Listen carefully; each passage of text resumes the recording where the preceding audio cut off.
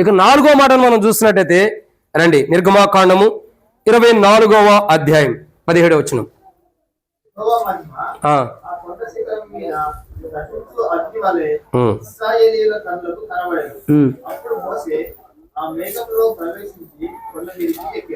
చాలా కాబట్టి ఇక్కడ దేవుని యొక్క వాక్యాన్ని చూసినట్టయితే ఎన్నో మాట ఇది? 4వదిగా దేవుని యొద్దకు మోషే ఎక్కిపోయేటప్పుడు జరిగినవి ఏంటి? ఎక్కినప్పుడు కానీ ఎక్కిపోయేటప్పుడు కానీ జరిగినవైనా చెప్పుకోవచ్చు.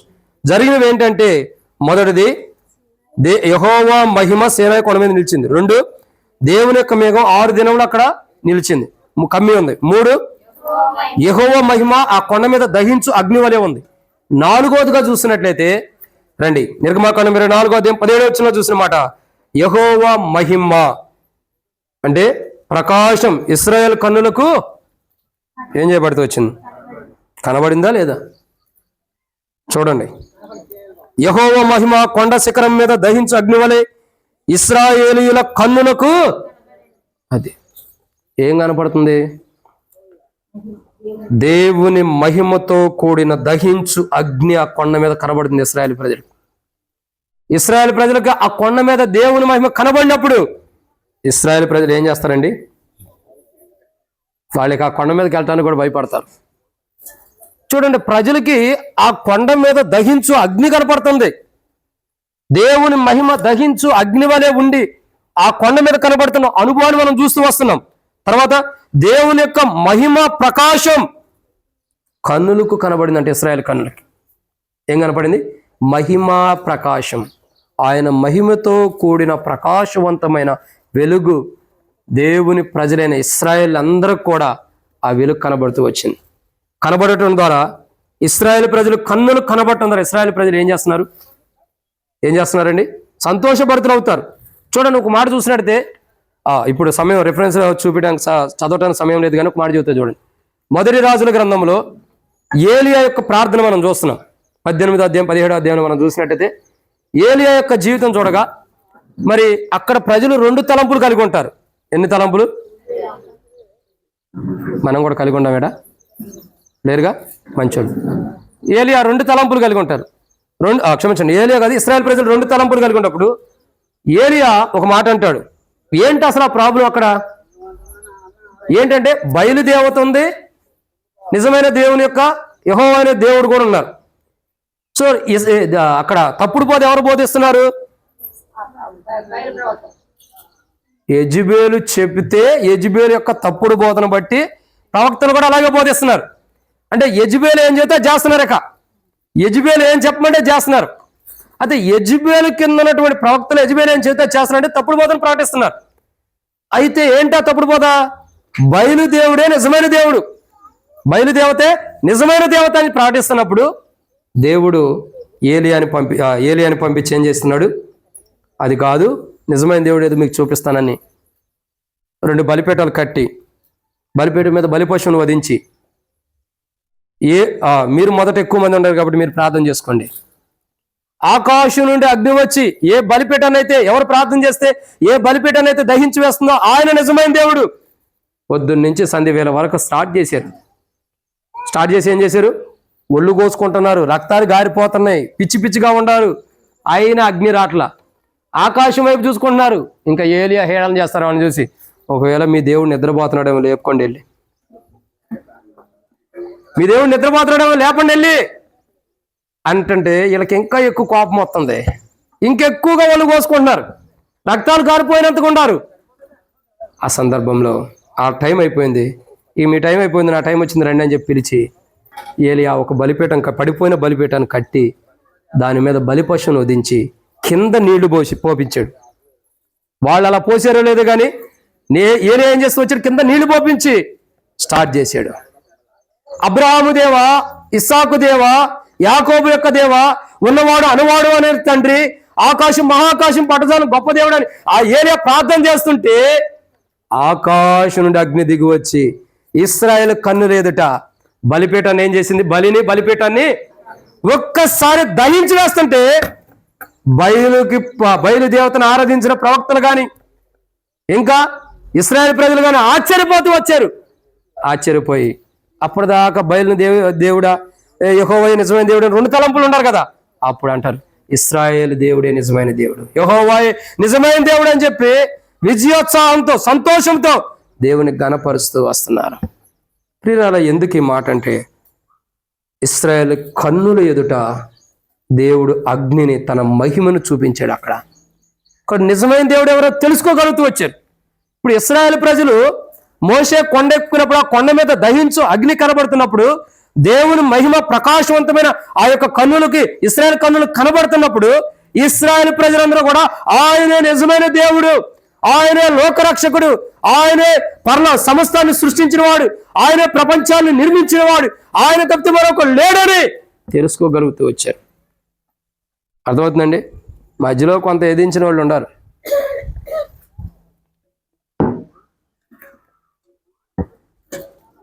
ఎక్కడ? ఎర్ర సముద్రం దగ్గర దాదాపు 10 అద్భుతాలు దేవుడు ఇశ్రాయేలు ప్రజల కొరకు ఐగుప్తులో చేస్తే, వీళ్ళు ఎర్ర సముద్రం దగ్గరకు వచ్చిన తర్వాత ఏమంటున్నారండి? ఫరోను చూడంగానే మేము మరలా తిరిగి ఐగుప్తులు దాసులమైపోతాం, మాకు ఐగుప్తుల్లో సమాధులు లేవా? ఇలా సమాధులే గుర్తొచ్చినాయి, ఇంకేం గుర్తురాలా. 10 తెగుళ్ళతో దేవుడు కప్పలను పంపించింది కానీ, మిడతలు పంపించింది కానీ, వడగండ్ల వాన కురిపించింది కానీ, నీళ్లను రక్తంగా మార్చింది కానీ, ఇంకా తేళ్ళు వచ్చినాయా, మిడతలు, ఇవన్నీ గుర్తుకు రాలే. అంటే దేవుడు చేసిన అద్భుతాలు ప్రజలకు గుర్తుకు రాలా. ఏం గుర్తొచ్చినాయి? సమాధులు గుర్తొచ్చినాయి. దేవుడు వదిలేస్తే అందరూ వెళ్ళి సమాధుల్లో పడుకుంటారా? అసలు దేవుడు ఎందుకు దిగి వచ్చాడు?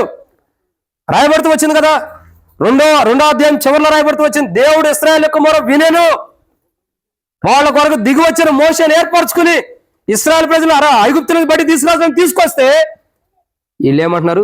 దేవుడికి పని పాట లేక ఇంత గొప్ప కార్యాలు చేస్తుంది దేవునికి పని పాట లేక అన్ని గొప్ప కార్యాలు చేసింది, అన్ని అద్భుతాలు దేవుడు చేస్తే, అన్ని ఆశ్చర్యకార్యాలు దేవుడు చేస్తే, ఇంకా వీళ్ళు ఏమంటారు? మేము ఐగుప్తులోకి వెళ్ళి దాసులు మోగుతామంటున్నారు. ఇడెత్రావి ఐగుప్తులోకి వెళ్ళి దాసులు మోగుతాము, ఐగుప్తులకు దాసులం అయిపోయి ఐగుప్తులోని మేము, మాకు సమాధులు లేవా, ఫరోకు మేము దాసులం అవుతానన్నాడు. అసలు దేవుడు మనల్ని ఏం చేయాలనుకున్నాడు? మనం ఎవరం అసలు? ఇశ్రాయేలు ప్రజలతో సహపౌరులుగా ఉన్నాం కదా.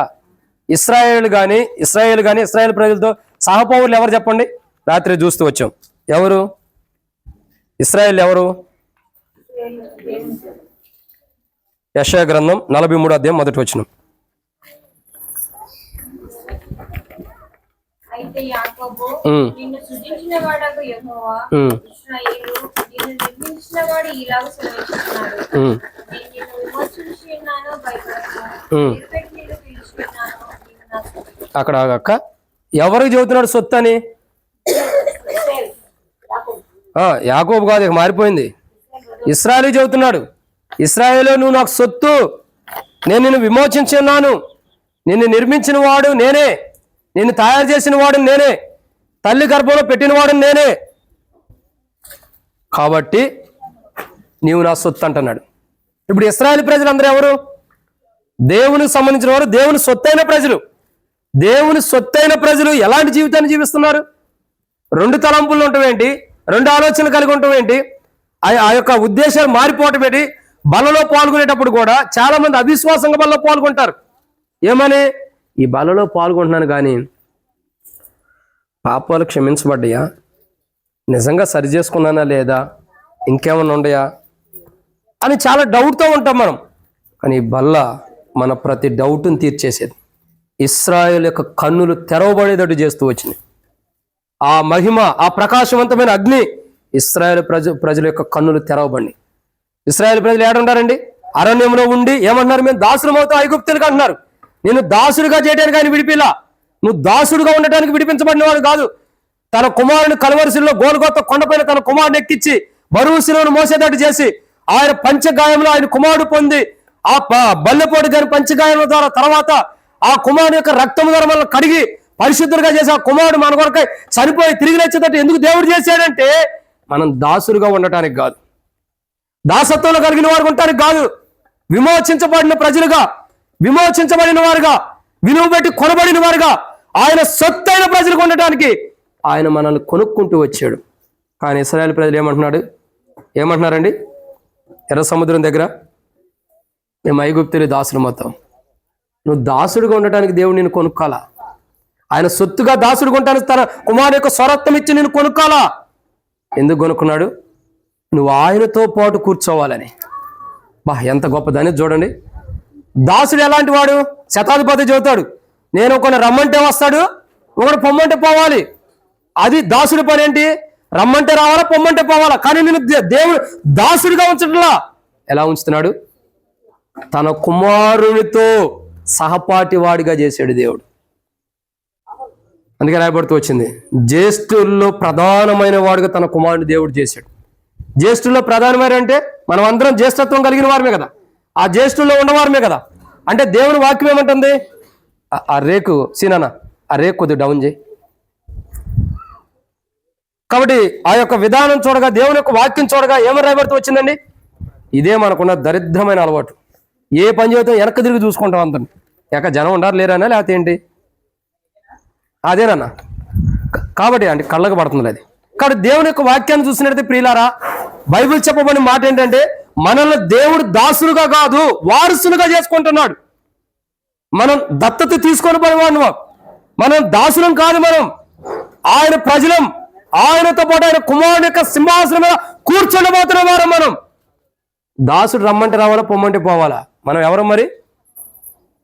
ఓ రకంగా ఒక మాటలు చెప్పమంటారా? తప్పుగా అర్థం చేసుకోవద్దు. దేవదూతలు ఎలాంటి వారు చెప్పండి? దేవదూతలకి మనకుండా వ్యత్యాసం ఏంటి చెప్పండి?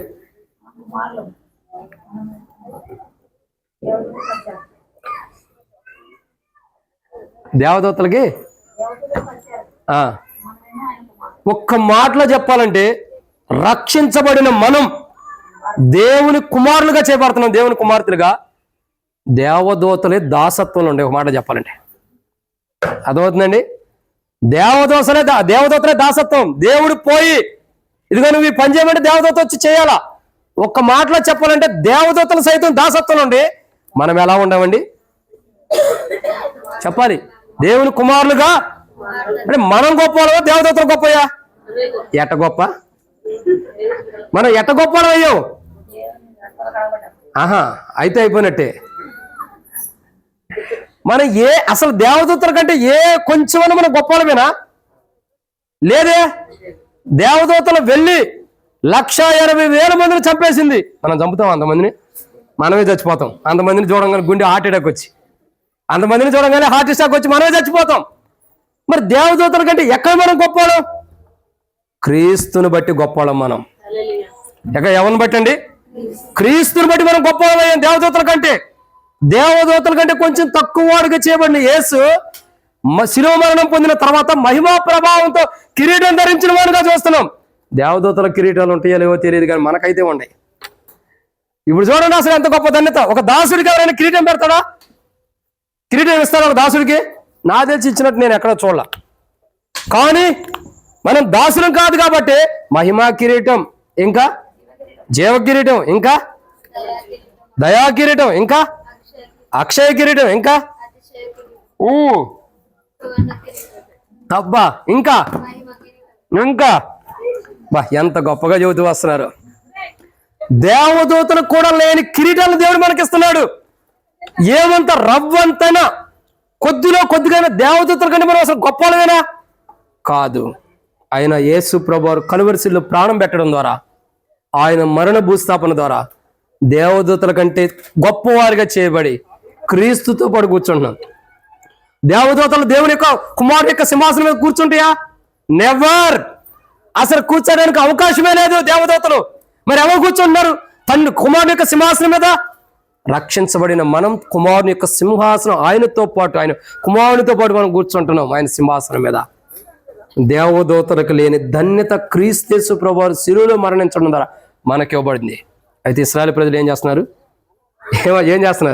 మాకు సమాధులే కావాలి. ఏం కావాలి?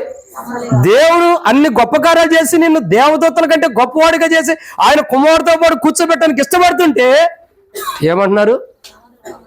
మాకు అక్కడ ఆహారం లేదా, మాకు అక్కడ బియ్యం లేదా, అక్కడ కూరగాయలు లేవా, మాంసం లేదా, మాకు అక్కడ సమాధులు లేవా? ఒకటి అర్థం చేసుకో, దేవుడు నేను ఉన్నతమైన స్థానంలో కూర్చోబెట్టాలనుకుంటున్నాడు. నేను ఆలోచన ఎలా ఉన్నది తెలుసా? ఈ స్థానం చాలు ప్రభా. ఏ స్థానము?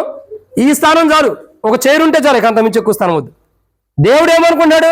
నిన్ను ఉన్నతమైన స్థానంలో తీసుకెళ్తానికే కదా ఐగుప్తు నుండి విడిపించింది. ఐగుప్తి ధనభోగంతో కంటే క్రీస్తుతో కూడా నింద గొప్పదని మోషే ఎంచుకునే కదా ఐగుప్తిని విడిచిపెట్టింది. మరి ఇశ్రాయేలు ప్రజలు ఇంకెందుకు ఐగుప్తి ఐగుప్తి ఐగుప్తి అని దానివైపు చూస్తున్నారు? వీళ్ళ బుద్ధి, వీళ్ళ ఆలోచనలు, వీళ్ళ ప్రవర్తన తెలిసే వారం రోజుల్లో వెళ్ళాల్సిన వాళ్ళ దేవుడు 40 సంవత్సరాలు నడిపించాడు. 40 కాదు, 45 సంవత్సరాల దాకా పట్టింది. వారం రోజుల్లో కానానికి చేరాల్సిన వాడిని ఎన్ని సంవత్సరాలు నడిపించాడు? 40-45 సంవత్సరాలు దాదాపు నడిపించాడు. ఎందుకు? వీళ్ళ బుద్ధి అప్పుడే బయటపడిపోయింది. ఎర్ర సముద్రం దగ్గరకు రాకమునిపై బయటపడిపోయింది కదా వీళ్ళ బుద్ధి అంతా. ఎప్పుడు బయటపడింది చెప్పండి? వీళ్ళ మనస్తత్వం ఎప్పుడు బయటపడింది? ఎప్పుడు బయటపడింది తెలుసా? మోషే వచ్చి ఇశ్రాయేలు ప్రజల దగ్గరికి వచ్చి దేవుడు నన్ను పంపాడు అంటే, ఏ దేవుడు అంటే ఉన్నవాడు అనువాడైన దేవుడు నన్ను మీ దగ్గర పంపాడంటే, అప్పుడే సరే పంపాడు అన్నప్పుడు నమ్మారు. రాజు దగ్గరికి వెళ్ళారు, మేము ఆ దేవుని ఆరాధించుకోవడానికి అరణ్యం పోవాలన్నప్పుడు ఆ రాజు కఠినంగా ప్రవర్తించినప్పుడు, మీకు ఇటుకలు చేయడానికి మీకు గడ్డేవను, మీరు వెళ్ళి గడ్డేరుకు వచ్చి రోజుకి ఎన్ని ఇటుకలు అయితే తయారు చేస్తారో అన్నిటికీ తయారు చేయాలి అన్నప్పుడు అప్పుడే వాళ్ళ బుద్ధి బయటపడింది. అప్పుడే వాళ్ళ బుద్ధి బయటపడిపోయింది. అంటారు మోషేతో, కానీ ఎందుకయ్యా ఇంత బాధ మాకు అవసరమా? వాళ్ళ విధానం అలా ఉంది. ఎందుకు మా దగ్గరకు వచ్చావు? మేము ఎక్కడే ఎట్టకూడదు, చస్తావు నేను పో. అది కాదు, మీరు ఇక్కడ చావటం కాదు, మీరు కాణంలో చావాలా, చస్తే అరణ్యంలో అన్నా చావాలి, ఏడబొట్టుకు చావద్దు. చస్తే అరణ్యంలో అన్నా చావాలా, లేక కాణంలో అన్నా చావాలి, ఏడ చావద్దు. మీరు వేసుకొచ్చాడు.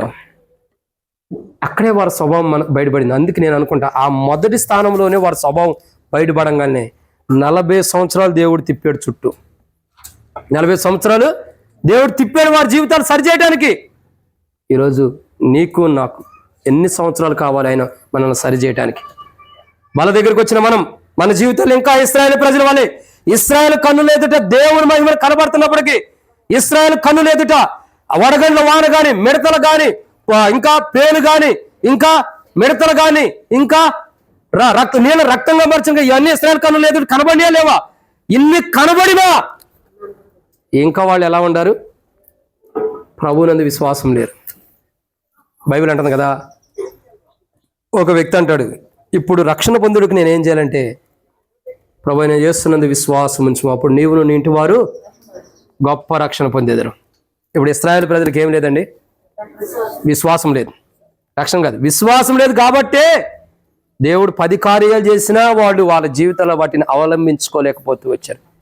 వాళ్ళ కన్నులు ఎదుట 10 కార్యాలు చేస్తే వాటిని చూసి కూడా ఇంకా అపనమ్మకంతో ఉండారు. ఈరోజు అలాంటి అపనమ్మకంతో బలలో పాల్గొంటే నా జీవితాల్లో, మన కుటుంబ జీవితాల్లో ఎన్ని గొప్ప కార్యాలు దేవుడు చేయాల, ఎన్ని అద్భుతాలు దేవుడు చేయాల, ఎన్ని ఆశ్చర్యకార్యాలు దేవుడు చేయాల, ఇన్ని అద్భుతాలు ఇన్ని ఆశ్చర్యకాలు దేవుడు చేసినా ఇంకా మనం అవిశ్వాసం ఉంటున్నామంటే నష్టపోయేవారు ఉంటాం. ఇదన్నమాట. 4, ఇశ్రాయేలు కన్నులకి దేవుని మహిమ కొండ మీద దహించు అగ్నిగా కనబడుతూ వచ్చింది. ఆయన తర్వాత యెహోవా మహిమ ప్రకాశం ఇశ్రాయేలు కన్నులకు కనబడిన ఆ ప్రకాశవంతమైన వెలుగు ఇశ్రాయేలు ప్రజల కన్నులు కనబడిన వారైతే విశ్వాస విషయంలో వెనకడుగేసే అనుభవాలు వారికి ఉన్నాయి. అలాంటి జీవితం నా జీవితాల్లో ఉంటే సరి చేసుకుందాం. ఇదన్నో మాట. 4. 5వ విషయాన్ని చూద్దానండి, ఇక ముగిచ్చేస్తాను. 5వ మాట నిర్గమాకాండము 24వ అధ్యాయం 16వ వచనం. యెహోవా మహిమ సీనాయి కొండ మీద నిలిచెను. మేఘం 6 దినములు దాన్ని కమ్ముకొనెను. 7వ దినమున ఆయన ఆ మేఘంలో నుండి మోషేను పిలిచినప్పుడు. చాలక్క, ఎన్నో మాట ఇది? 5. మోషే యొక్క జీవితంలో ఆ కొండ దేవుని దగ్గరికి ఎక్కిపోయినప్పుడు లేదా ఎక్కిపోయేటప్పుడు జరిగినవి ఏంటంటే, 5వదిగా దేవుని పిలుపు మోషేకి వచ్చింది.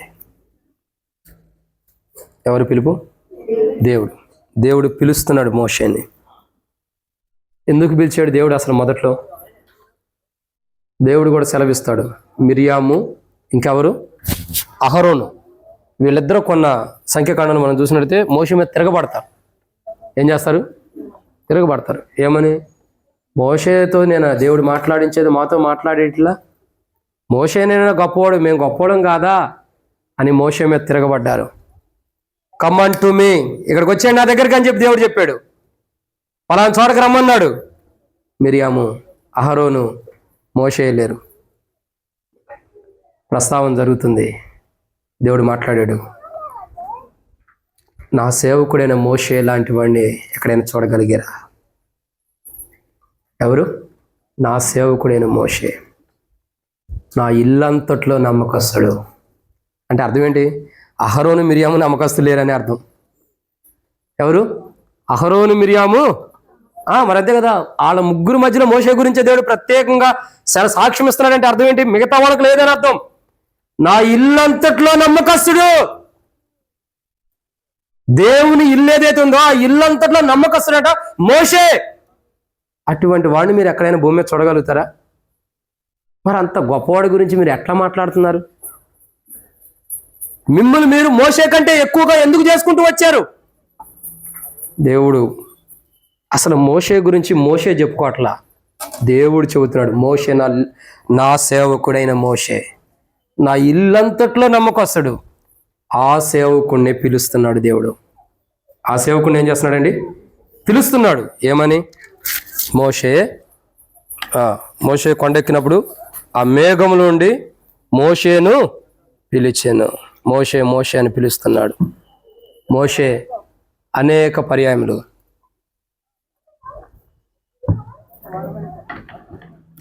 దేవుని యొక్క స్వరాన్ని విన్నవాడుగా చూస్తూ వస్తున్నాం. దేవుని పిలుపుని విన్నవాడుగా మనం చూస్తూ వస్తున్నాం. ఈరోజు నా క్రైస్తవ జీవితంలో దేవుడు మనల్ని మన పేరు పెట్టి మనల్ని పిలుస్తున్నాడు. యెషయా గ్రంథం 43:1 నీకు పేరు పెట్టింది నేనే అన్నాడు. ఎవరైతే పేరు పెట్టాడో ఆ దేవుడే మనల్ని పిలుస్తున్నాడు. మోషే ఎక్కడ ఉన్నాడు వాస్తవానికి చెప్పండి. మోషే అంటే అర్థం ఏంటి? నీటిలో నుండి తీయబడిన వాడని అర్థం. జమ్మిపెట్టులో ఉన్న మోషేని బయటికి తీసాడు దేవుడు. ఎందుకు తీసాడంటే ఆ జమ్మిపెట్టులో ఉన్నప్పుడే ఆ యొక్క నీటిలో చనిపోకుండా ఎందుకు దేవుడు బయటకు తీశాడంటే మోషే దేవుని కొరకు సేవ చేయాలి, దేవుని ఇల్లంతట్లో నమ్మకస్తుడిగా ఉండాలని. అట్టి నమ్మకస్తుడు మరొకరు దొరకడు కాబట్టి జగత్పురాలు వేయబడక మునిపే క్రీస్తు యేసులో దేవుడు మోషేని ఏర్పరచుకుని లోకానికి అనుగ్రహిస్తూ వచ్చాడు. మోషే పుట్టినప్పుడు పిల్లల్ని చంపేయమని వార్త వచ్చింది, లేరాలా? వచ్చింది. చంపాల్సిన ఎవరినైతే చంపాలని వార్త వచ్చిందో ఆయనే అసలైన చోటకు వచ్చి ఎదుగుతున్నాడు. ఎక్కడికొచ్చి? రాణి దగ్గరికి వచ్చి ఎదుగుతున్నాడు. ఆ రాజేమో రాజు యొక్క కుమార్ దగ్గరికి వచ్చి ఎదుగుతున్న అనుభవం ఉంది. ఆ రాజేమో మా పిల్లలందరం చంపేమన్నాడు. కానీ ఎవరినైతే చంపడానికి అధికారం ఇచ్చారో ఆయనే వచ్చి రాజయోగంలో ఎదుగుతున్నాడు. యేసు ప్రభు పుట్టినప్పుడు కూడా చెప్పారు, 2 సంవత్సరాల ప్రాయం కలిగిన పిల్లలందరినీ కూడా మగ పిల్లలందరూ కూడా చంపేయండి అన్నారు. అదే రీతిలో ఐగుప్తులోకి వెళ్ళాడు ఈయన కూడా. అవునా? అంటే దేవుని సేవకుల్ని, దేవుని పరిచర్య, దేవుని కొరక ఎన్నుకోబడిన వ్యక్తిని చంపటానికి ఎంత ప్రయత్నించినా మానవుని తరం కాదు అది. ఎందుకు? మహోన్నతుడైన దేవుని సేవకులు వాళ్ళు. అంత గొప్ప దేవుడు తన సేవకు పిలిచాడు. ఎవరిని? మోషేనే. మోషే రా, నా సేవకుడైన మోషే. కొండెక్కినప్పుడు తన పిలుపుని ప్రకటిస్తున్నాడు, మోషేకి పిలుస్తున్నాడు. మోషే ప్రభువా చెప్పు. నేను అనుకుంటా బహుశా ఈ లోకంలో తల్లిదండ్రుల ప్రేమ అన్న కొద్దిగా తగ్గిపోయిద్దేమో, కానీ అన్నదమ్ముల ప్రేమ, అక్క చెల్లెల ప్రేమ, భార్యాభర్తల ప్రేమ కొంతసేపు మాయమైపోవచ్చేమో, కానీ మోషేకి దేవునికి మధ్యలో ఉన్న ప్రేమ విడదీయలేని బంధం. అందుకే దేవుడు మోషే తిమోతికి చెబుతూ వచ్చాడు, మోషేకి సమాధి తవ్వింది దేవుడేనంట. అర్థమవుతుందండి? తిమోతికి చెప్పాడు. గుంటూరు జిల్లా దైవ సేవకుల కూడికలో ఒకరోజు తిమోతికి చెప్పాడు, క్రోసూరులో. నా బాగా గుర్తు, ఎందుకంటే ఆ వర్తమానం చెప్పేటప్పుడు అంకులు చెప్పిన తర్వాత పెరాలసిస్ వచ్చి పడిపోయాడు అక్కడే. తిమోతికి బాగా గుర్తు నాకు. మోషే కొండెక్కినప్పుడు చివరగా ద్వితీయోపదేశకాండంలో మోషేకి సమాధి గుంట దవ్వింది దేవుడేనంట. ఇంకా సమాధి పెట్టి తయారు చేసింది దేవుడేనంట. మోషేను గుంటలో పెట్టింది దేవుడేనంట. మోషేను భూస్థాపన చేసింది కూడా దేవుడేనంట. పాటలు పాడింది కూడా దేవుడే కదా, అంతే కదా. పరవాసిని పాటలు కానీ ఇవన్నీ పాఠాలు కదా, అన్ని దేవుడే చేశాడంట. ఆశ్చర్యం అనిపించింది తిమోతి అంకులు చెబుతుంటే. మరి ఆయన ఎక్కడ చదివాడు, ఎక్కడి నుంచి ఆ మర్మాన్ని తెలుసుకున్నాడో తెలియదు కానీ.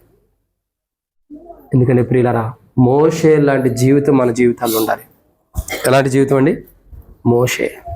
మోషే దేవుని ఇల్లంతట్లో నమ్మకస్తుడు కాబట్టి ఒక నమ్మకస్తుడైన దేవుడు భూస్థాపన కార్యక్రమం చేశాడు. ఎంత గొప్ప కార్యం అది. ఈరోజు నేను ఆ క్రైస్తవ జీవితాలు ఎలా ఉన్నాయి, నేను ఆ విశ్వాస జీవితాలు ఎలా ఉన్నాయి? మోషే దేవుని యొద్దకు కొండెక్కి పోయినప్పుడు కానీ పోయేటప్పుడు జరిగినవి ఏంటంటే, 5వ మాట, దేవుని పిలుపు మోషే దగ్గరకు వచ్చింది. దేవుడు తన పిలుపుని మోషేకి వినిపిస్తూ వచ్చాడు. దేవుని పిలుపుని మోషే విన్నాడు కాబట్టి ఆ యొక్క అగ్నిలోకి ప్రవేశించిన, ఆ మేఘంలోకి ప్రవేశించిన మోషేకి ఏం కాల. ఎందుకు? దేవుని పిలుపు గొప్పదే. ఆ పిలిచిన పిలుపుకు లోబడితే, మోషే మోషే అని దేవుడు పిలిచినప్పుడు ఏమన్నాడు? నిర్గమకాండం 3వ అధ్యాయంలో మోషే ఏమన్నప్పుడు, దేవుడు పిలిచినప్పుడు ఏమన్నాడు చెప్పండి, చదవండి ఆ మాట. నిర్గమకాండం 3వ అధ్యాయం 2వ వచనం. చదవమ్మా. చిత్తము ప్రభువా అని ఎన్నో వచనం అది? 4వ వచనం. మోషే అని అతన్ని పిలిచెను, అందుకు అతడు చిత్తము ప్రభువా. ఎలా గ్రహించగలిగాడు ప్రభు అని? మరొకసారి అంటాడు. ఈ వచనాల తర్వాత ఏమంటాడు తెలుసా? ఇంతకు ముందైనను దానికి ముంగటైనను ఏ రోజు కూడా నీ దాసునే నాకు నువ్వు ప్రత్యక్షమైంది లేదే, నువ్వు నాకు పిలిచింది లేదే, మరి ఇప్పుడు ఎందుకు పిలిచావు ప్రభువా? అసలు ఒక మాట చూడండి, మోషే అని పిలవంగానే ప్రభువా అని సంబోధిస్తున్నాడు. అంటే అర్థం ఏంటి? దేవుని పిలుపును గ్రహించగలిగాడు. కొంతమంది ఉంటారు, దేవుడు తన సేవ కొరకు కొందరిని పిలుస్తుంటే ఆ పిలుపును గ్రహించలేరు. దేవుని పరిచర్య కొరకు దేవుడు పిలుస్తుంటే ఆ పిలుపును గ్రహించలేరు. దేవుని పని చేయడానికి దేవుడు పిలుస్తుంటే ఆ పిలుపును గ్రహించలేరు. ఇంకా టైం ఉంది అనుకుంటాం. మోషేని పిలిచాడు. మోషే సాకులు చెబుతున్నాడు. ప్రభా, నేను నత్తివాడినే, మాట్లాడలేని వాడినే, నేను ఎట్టబోతాను ప్రభు అంటే, నీ నోటికి బోరగా నేను నీ అన్నైన అహరోన్ని నియమించా. ఇంకొక అద్భుతమైన మాట ఏందో తెలుసా? అహరోనుకి నువ్వు దేవుడిగా ఉంటావు. ఎవరికండి? దేవుడు తన స్థానాన్ని తన సేవకుడైన మోషేకి ఇచ్చేసాడు. ఎవరికి ఇచ్చాడు? మోషే, నా స్థానం నువ్వు తీసుకో. దేవుడు అనే పదం నిజంగా మన దేవుని తప్ప ఇంకెవరికి చల్లదు, కానీ ఆ స్థానం ఎవరికి ఇచ్చాడు? మోషేకి ఇచ్చాడు. ఎందుకంటే దేవుని పిలుపుకు లోపడ్డాడు మోషే. ఆ మేఘంలో దేవుని పిలుపు ఉంది అక్కడ. ఆ పిలుపు విన్నాడు కాబట్టి మోషే జీవితం ఆశీర్వాదకరంగా ఉంది. ఈరోజు నేను ఆ జీవితాల్లో ప్రభు కూడా మనం పిలుస్తున్నాడు.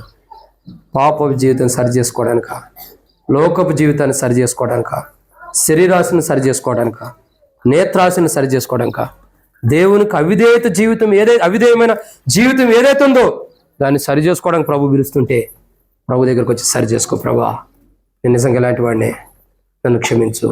నేను ఈరోజు ఒక నూతనమైన తీర్మానం కలిగి ఉండబోతున్నా. నా తీర్మానాన్ని స్థిరపరచు ప్రభు అని మనం ఏం చేయాలా? ఆ తీర్మానం మనం కలిగి ఉండాలి. దేవుని పిలుపు ఎంతో అమూల్యమైనది. ఆ పిలుపుని మోషే వినగలుగుతూ వచ్చాడు. అట్లాంటి పిలుపు మనకు అవసరం. ఈరోజు దేవుని పిలుపు ప్రతిరోజు వినగలుగుతున్నావా? ప్రతిరోజు డైలీ వాక్యం చదువుకుంటున్నావా? మార్నింగ్ చదువుకోవడం కానీ, డైలీ పోర్షన్ కానీ, ఏదో సమయంలో కానీ అసలు దేవుని యొక్క వాక్యాన్ని వినగలుగుతున్నావా? దేవుని స్వరాన్ని వినగలుగుతున్నావా? దేవుని పిలుపుని వినగలుగుతున్నావా? వినలేకపోయే దౌర్భాగ్యమైన స్థితి వస్తుందంటే దేవునికి దూరస్తులమయ్యమని అర్థం. వాక్యం చదవలేదు, వాక్యం ధ్యానించలేకపోతున్నాం, వాక్యంలో మనం ఎక్కువసేపు చదవలేకపోతున్నామంటే ఎంతో మన జీవితాలు కష్టతరమైనవి. దేవుని రాజ్యానికి వెళ్ళకోకుండా సాతానుడు అడ్డగిస్తున్నాడని అర్థం. ఈరోజు తీర్మానం చేసుకో. ప్రభా, ఈ రోజు నుండి నీ స్వరం నేను వినాలి, ఈ గడియ నుండి నీ స్వరం వినాలి. మోషే ఎలాగైతే దేవుని కొండెక్కిన తర్వాత కానీ కొండెక్కేటప్పుడు కానీ దేవుని పిలుపు విన్నాడు కొండెక్కేటప్పుడు, అలాంటి పిలుపు నాకు అవసరం. అలాంటి పిలుపు నేను వినాలి. ప్రతిరోజు నీ స్వరం నేను వినాలి, ప్రతిరోజు నీ మాట నేను వినాలి, ప్రతిరోజు నువ్వు నాతో మాట్లాడాలి ప్రభు అని దేవుని యొక్క స్వరాన్ని మనం వినాలి. ఈరోజు దేవుని స్వరాన్ని విన్నవాళ్ళు చేతులెత్తండి. ఈరోజు బైబిల్ చదువుకున్న వాళ్ళు చేతులెత్తండి. 4, 5, 6, 7. కనీసం దశంభాగం కూడా లేరా? 100 మందిలో దశంభాగం ఎంత? 10 మంది కూడా లేరు ఈరోజు బైబిల్ చదువుకున్న వాళ్ళు. ఎంత దారుణమైన స్థితిలో చూడండి ప్రియులారా. అంటే ఈరోజు మనం దేవుని పిలుపుని వినలేదని అర్థం, దేవుని స్వరాన్ని వినలేదని అర్థం, దేవుని మాటను వినలేదని అర్థం. ఈరోజు దేవుని స్వరాన్ని వినకోకుండా ప్రభు ఆయన కుమారుడైన దేహంలోకి ఆయన రక్తంలో పాల్గొనడానికి ఎలా వచ్చాం? ఆయన స్వరాన్ని వినకోకుండా, ఈరోజు ఆయన వాక్కుని వినకోకుండా, ఆయన పిలుపుని వినకోకుండా, ఆయన కుమారుడి మన కొరకై విరగొట్టబడి నలగొట్టబడి చిందించబడిన ఆ యొక్క రక్తంలో ఆ దేవుని ఎలా పాల్గొనడానికి వచ్చావు? ఈరోజు దేవుడు నీతో మాట్లాడినప్పుడు, ఈరోజు దేవుని స్వరాన్ని విననప్పుడు, ఈరోజు దేవుడు నీతో మాట్లాడినప్పుడు, దేవుని స్వరాన్ని వినలేని స్థితిలో ఉన్నప్పుడు ఎలా బలలో పాల్గొంటావు? ఎలా బలలో పాల్గొంటావు? నాకు తెలిసి ఈ 7 బలలో పాల్గొనడానికి యోగ్యులు నేను అనుకుంటున్నా. బలలో పాల్గొనడానికి ఈ 7 యోగ్యులు, మిగతా వాళ్ళందరం కూడా అర్హులం కాదు. ఎందుకంటే వాళ్ళు దేవుని స్వరాన్ని విన్నారు. ఈరోజు ఆయన కుమారుడు మన కొరకు ఆయన కుమారుడు బలిగా ఇచ్చిన ఆ దేహంలో ఆ రక్తంలో పాల్గొనడానికి యోగ్యులు. మరి మనం ఎందుకు యోగ్యులం కాలేకపోయాం? దేవుని స్వరాన్ని మనం వినలా ఈరోజు. కాబట్టి దేవుని స్వరాన్ని విందాం. ఇదన్నమాట. ఇప్పటి నుండైనా తీర్మానం చేసుకుని ఈ రోజు నుండి బైబిల్ చదవండి. ఇప్పుడు చదవకుండా వాక్యం చెప్పేటప్పుడు ఇంటికి వెళ్ళిన తర్వాత ఈ రోజు నుండి బైబిల్ చదవండి. దేవుని స్వరాన్ని విను. ఎంతో అమూల్యమైన స్వరం, ఎంతో శ్రేష్టకరమైన చదువు, ఎంతో శ్రేష్టకరమైన స్వరం. ఓకే, నీకు బైబిల్ చదవటం రాదా? పక్కన ఎవరో చదివించుకో, చదివించుకో. లేదా యూట్యూబ్లో లేదా బైబిల్లో కూడా, యాప్ల్లో కూడా ఆడియో బైబిల్ ఉన్నాయి, అవి ఆన్ చేసుకో. ఇప్పుడు ఫోన్లు నొక్కడం రానోళ్ళు అంటే ఎవరు లేరు. ఏలు ముద్ర వాళ్ళు కూడా ఫోన్ నొక్కగలుగుతారు, నొక్కలేరా? అందరూ ఫోన్లు నొక్కుతారు. కనీసం నీ చదువుకోవడం రాకపోయినా, చదవలేకపోయినా ఆడియో బైబిల్ అయినా సరే ఓపెన్ చేసుకుని దాన్ని విను. చదవకపోయినా వింటే ఒక గ్రహింపు వచ్చింది. ఈరోజు మన జీవితాలను గొప్ప తీర్మానం అవసరం. దేవుని స్వరాన్ని మోషే విన్నాడు, దేవుని పిలుపుని మోషే విన్నాడు. ఈరోజు నీవు నేను కూడా దేవుని పిలుపుని వినాలంటే, దేవుని స్వరాన్ని వినాలంటే వాక్యం చదవాలి. అది లేనప్పుడు నష్టపోతాం. మోషే ఎక్కిపోతున్నప్పుడు దేవుని స్వరాన్ని వినగలిగాడు. ఇదన్నమాట. ఇంకా ఇదేనా? సరే, 6వ మాట చూద్దారండి. 6వ మాట నిర్గమాకాండము 24వ అధ్యాయం 18వ వచనం. అప్పుడు మోషే ఆ మేఘంలో ప్రవేశించి కొండ మీదకి ఎక్కాడు. మోషే ఆ కొండ మీద రేయింబవళ్ళు 40 దినములు ఉండేది. చాలా. మోషే దేవుని యొక్క మేఘంలోనికి ప్రవేశించిన అనుభవాన్ని చూస్తున్నాం. ఒకటి, మోషే దేవుని దగ్గరికి కొండెక్కి వెళ్ళిపోతున్నప్పుడు జరిగినవి ఏంటి? మొదటిగా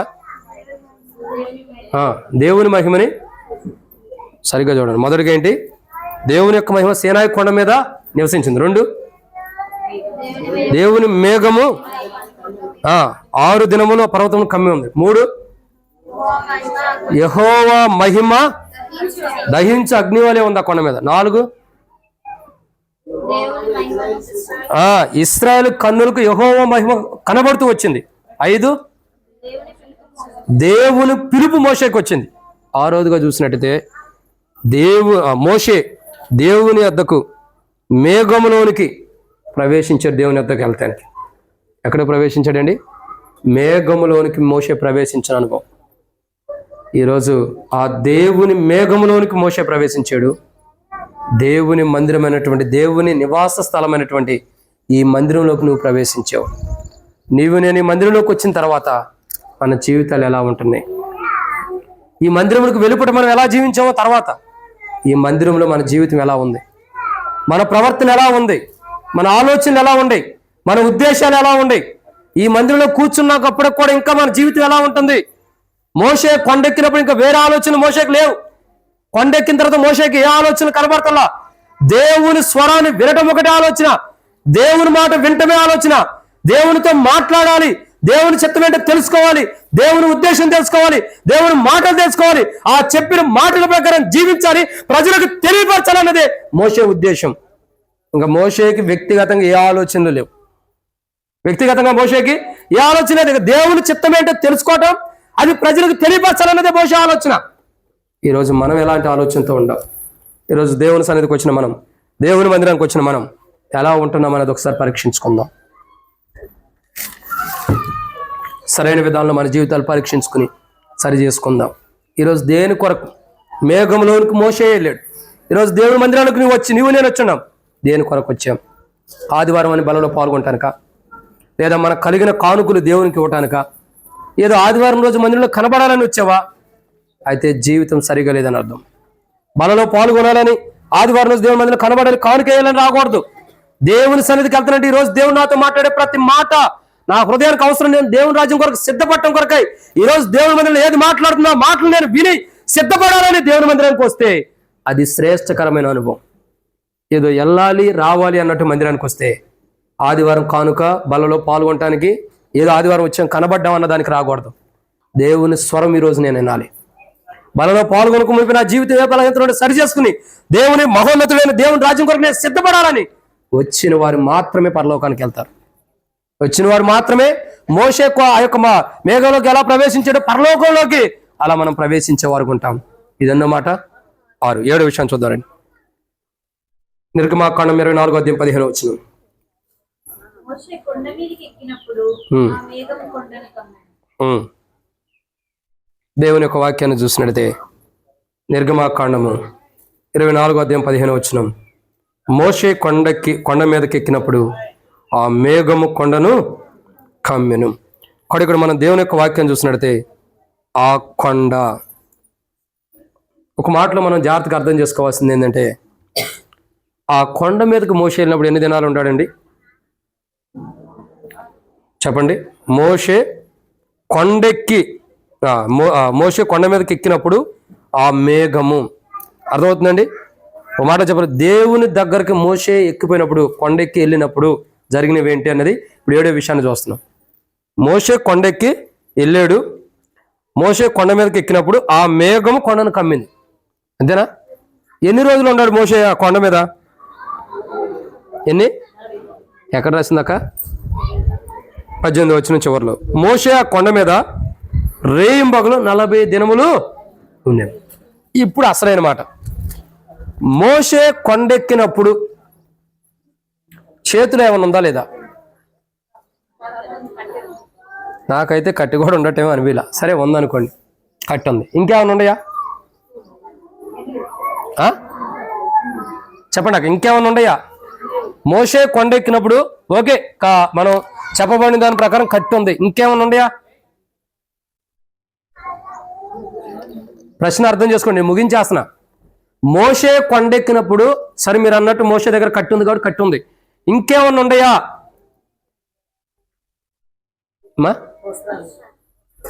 బట్టలు లేకుండా అట్టెక్కుతాడక్క? భౌతికమైన విధాలు ఆలోచించద్దు. ఇంకేమన్నా ఉన్నాయా?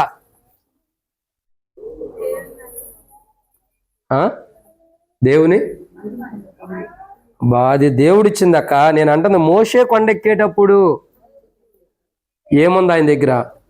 కర్ర ఉంది. ఇంకేమైనా ఉన్నాయా? ఏమి లేవు కదా? ఉండయా లేవా?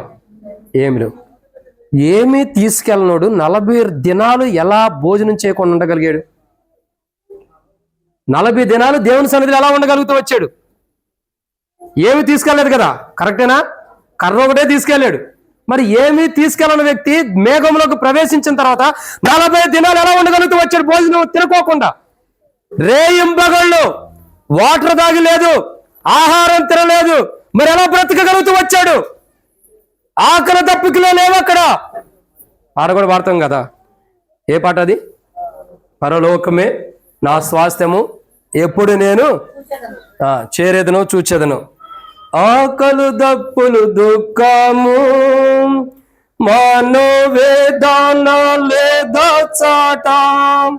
ఆకలు దప్పులు దుఃఖము మనోవేదన లేదా చాట. పరమా మకుటము చేరాను, ప్రభు పాదముల చేరెదము. పరమా మకుటము చేరెదము, ప్రభు పాదముల యొద్ద చేరెదము. ఈ మాటకి ఏంటి అర్థం? ఏంటి అర్థం? అంటే దేవుని సన్నిధిలో ఉన్నప్పుడు ఆకలి దప్పికలు ఉండవంట. దేవుని సన్నిధిలోకి వెళ్ళినప్పుడు, దేవుని సన్నిధికి, దేవుని రాజ్యానికి వెళ్ళినప్పుడు ఆకలి దప్పికలు అనేవి ఉండవు. ఆకలి దప్పికలు, మనోవేదన, దుఃఖం ఏది ఉండదంట. కాబట్టి మోషే దేవుని సన్నిధిలో ఆ దహించు అగ్నిగర మేఘంలో ప్రవేశించినప్పుడు మోషేకి ఆకలి దప్పికలు ఎందుకు లేవంటే మోషే దేవుని సన్నిధిలో ఉన్నాడు కాబట్టి.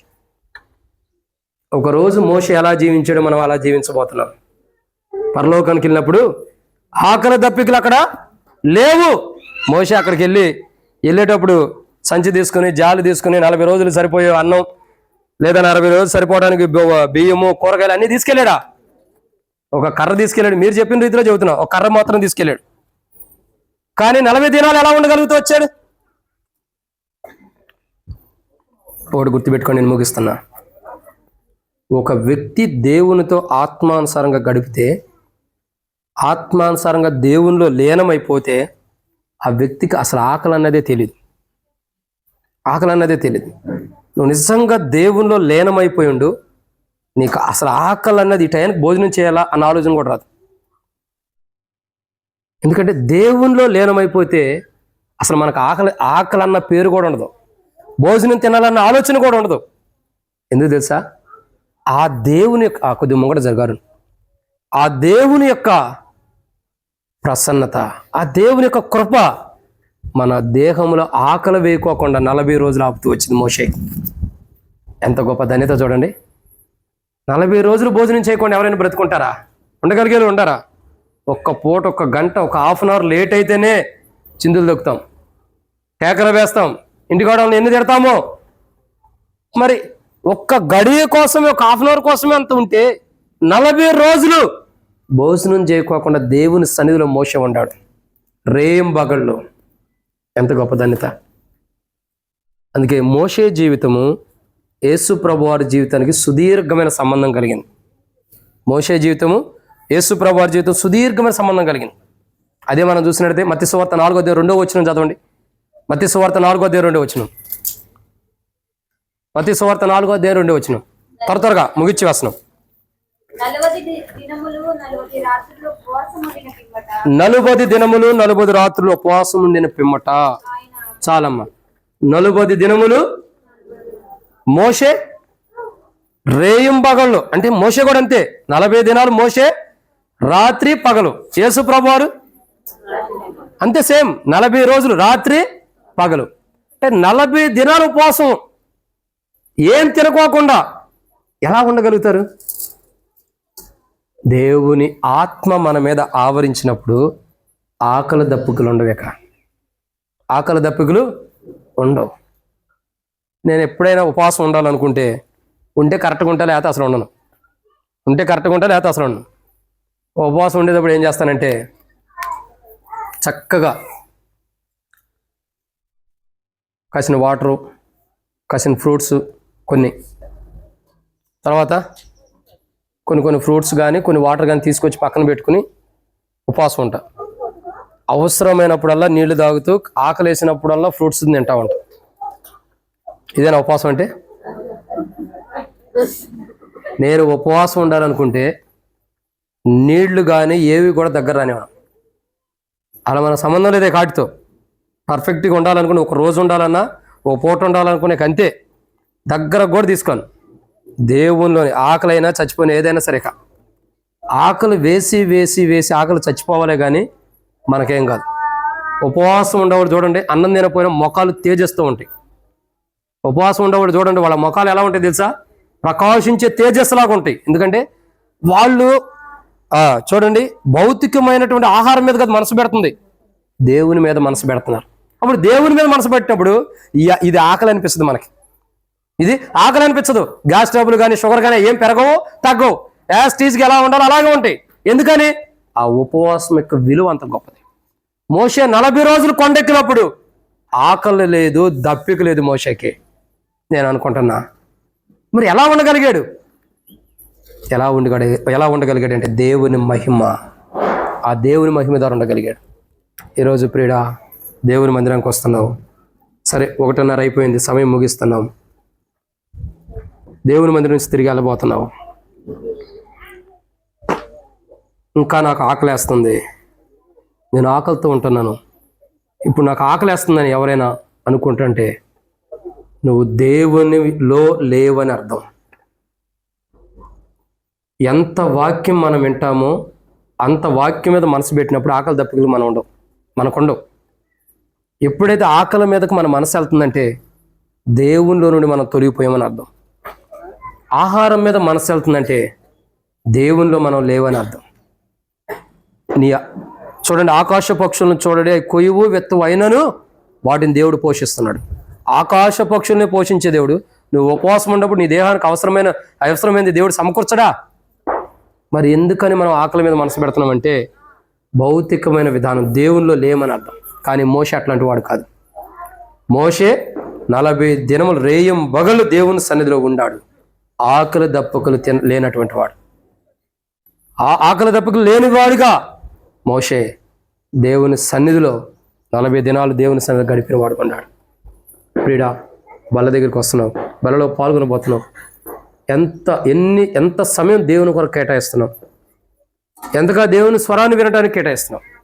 మోషేలాగా దేవుని సన్నిధిలో భారం కలిగి ఆసక్తి కలిగి దేవుని సన్నిధిలో ఉండగలుగుతున్నామా? 40 రోజులు ఆకలి దప్పులతో మోషే ఎవరి కోసం ఉన్నాడు చెప్పండి?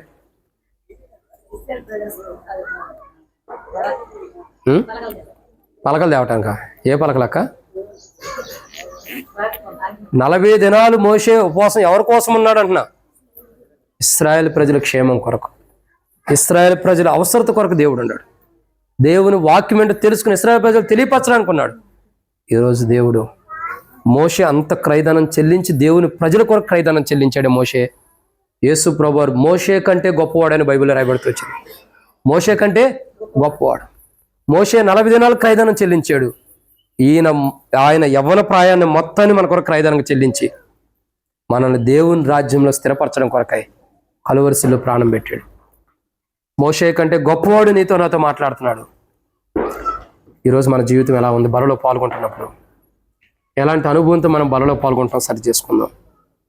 ప్రియుడా, ఇంకా మన జీవితాలు అశ్రద్ధ కలిగిన జీవితాలు పెట్టుకుని దేవుని మందిరానికి ఎక్కువ వస్తే నష్టపోతాం. ఈరోజు అశ్రద్ధ కలిగిన జీవితంతో కాకుండా సరైన జీవితం కలిగి దేవుని మందిరంలో సరి చేసుకుందాం. బలలో పాల్గొనే ప్రతి వ్యక్తి కూడా తన జీవితాన్ని తను సరి చేసుకోవాలి. మన జీవితాన్ని మనం సరి చేసుకున్నప్పుడు మనకెంతో క్షేమకరమైనటువంటి జీవితం ఉండేది. అక్కడ ఈరోజు సరి చేసుకున్న వారమే ప్రభు సన్నిధిలో మోషే దేవుని దగ్గరికి మోషే కొండెక్కి వెళ్ళినప్పుడు జరిగినవి ఏంటి, వెళ్ళేటప్పుడు జరిగినవి ఏంటి? మొదటిగా చెప్పండి, ముగిచ్చేస్తున్నారు. దేవుని దగ్గరకు మోషే కొండెక్కి పోయినప్పుడు కానీ పోయేటప్పుడు కానీ జరిగినవి ఏమిటి? 1, దేవుని మహిమ సీనాయి కొండ మీదకి వచ్చింది. 2, దేవుని మేఘం 6 దినములు కమ్మింది. 3, యెహోవా మహిమ దహించు అగ్ని వలె ఉంది. 4,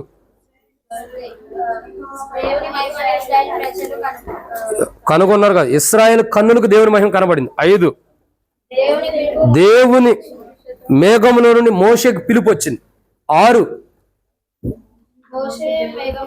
మోషే దేవుని యొక్క మేఘంలోనికి ప్రవేశించాడు. 7, 40 దినములు ఆ కొండ మీద ఆకలి దప్పుకులు లేనివాడుగా జీవిస్తూ వచ్చాడు. జీవించడానికి వెళ్ళాడు మోషే. అలా మోషే యొక్క జీవితం వెళ్ళాడు కాబట్టే నా ఇల్లంతట్లో నమ్మకస్తుడు అంటున్నాడు. ఈరోజు మోషే లాంటి జీవితం మనం కలిగి ఉంటే దేవుని ఇంట్లో నమ్మకస్తులుగా ఉంటాం. లేకపోతే దేవుని ఇంట్లో నమ్మకస్తులుగా ఉండలేం, దేవుని శాపాన్ని తెచ్చుకుంటాం. మనం అందరం కూడా దేవుని ఇంట్లో నమ్మకస్తులుగా ఉండి మనలో ఉన్న పాపం, లోకం, శరీరాశులు, నేత్రాశులు, అబద్ధాలు, మోసం, దొంగతనం, వ్యభిచారం అన్ని తీసివేసుకుని నిష్కపటమైన వారుగా, నిర్మలమైన మనస్సాక్షి కలిగి ఇంకా నిర్దోషులముగా ప్రభు యొక్క రక్తం ద్వారా కడగబడి ప్రభు బలలో పాల్గొన్నట్లు అలా పాల్గొనాలని ప్రభు దేహం మన కొరకు విరగొట్టబడి నలగొట్టబడింది. కాబట్టి ఆ బలలో యథార్థమైన వారికి మనం పాల్గొన్నట్లు ప్రభు సాయించను గాక. ఆమేన్. సమయంలో 1 నిమిషం పాటు మనల్ని మనం పరీక్షించుకుందాం, సరి చేసుకుందాం. అటు ఇటు చూడొద్దు. ప్రభు బల్ల అంటే చాలా విలువైనది. ఈ బలలో పాల్గొనేటప్పుడు అటు ఇటు చూడొద్దు. గత వారం కూడా చెప్తూ వచ్చాం, బల్ల దగ్గర ప్రార్థన చేసినా బలలో పాల్గొన్నా అటు ఇటు దిక్కులు చూడొద్దు. ప్రార్థన ఎంతో విలువైంది. అందరం ప్రార్థనలో ఏకీభవిద్దాం. మోకాళ్ళ మీదకి వచ్చి, మోకాళ్ళ నొప్పులు ఉండేవాళ్ళు కానీ కుర్చీలో కూర్చున్నవారు అలాగే ఉండండి. కింద కూర్చున్నవారు, మోకాళ్ళ నొప్పులు లేని వారు మోకాళ్ళ మీద కూర్చున్నట్టయితే ప్రార్థన చేసుకుందాం. ప్రార్థన బల్లలో పాల్గొనేటప్పుడు యోగ్యమైన రీతిలో మనం సరి చేసుకుని బలలో పాల్గొంటాం కొరకై ప్రభు సిద్ధపరుస్తాడు. ఎవరు కూడా అటు ఇటు చూడొద్దు.